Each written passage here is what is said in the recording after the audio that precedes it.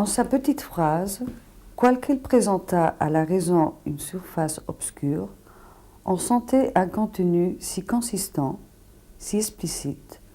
auquel donnait une force si nouvelle, si originale, que ceux qui l'avaient entendue la conservaient en eux de plein pied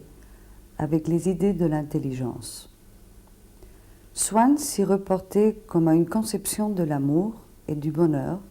dont immédiatement il savait aussi bien en quoi elle était particulière, qu'il le savait pour la princesse de Clèves ou pour Renée, quand leur nom se présentait à sa mémoire. Même quand il ne pensait pas à la petite phrase, elle existait latente dans son esprit au même titre que certaines autres notions sans équivalent, comme la notion de lumière, de son, de relief, de volupté physique, qui sont les riches possessions dont se diversifie et se pare notre domaine intérieur. Peut-être les perdrons-nous, peut-être s'effaceront-elles si nous retournons au néant. Mais tant que nous vivons, nous ne pouvons pas plus faire que nous les ayons connus, que nous le pouvons pour quelques objets réels, que nous ne pouvons par exemple douter de la lumière de la lampe quand allume devant les objets métamorphosés de notre chambre, d'où s'est échappé jusqu'au souvenir de l'obscurité. Par là, la phrase de Vinteuil avait, comme tel thème de Tristan par exemple, qui nous représente aussi une certaine acquisition sentimentale,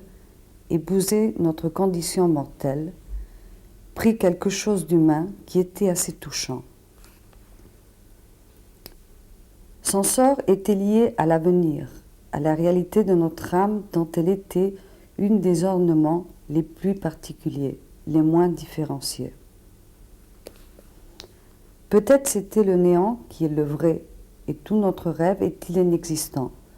Mais alors, nous sentons qu'il faudra que ces phrases musicales,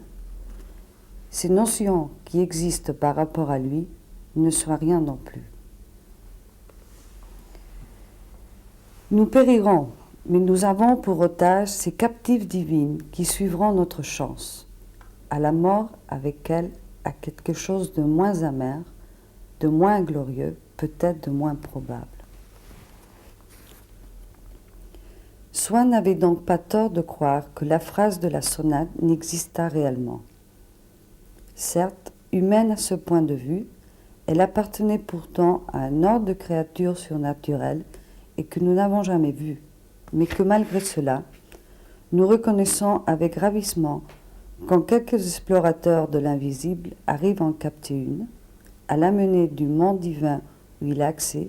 prier quelques instants au-dessus d'une autre.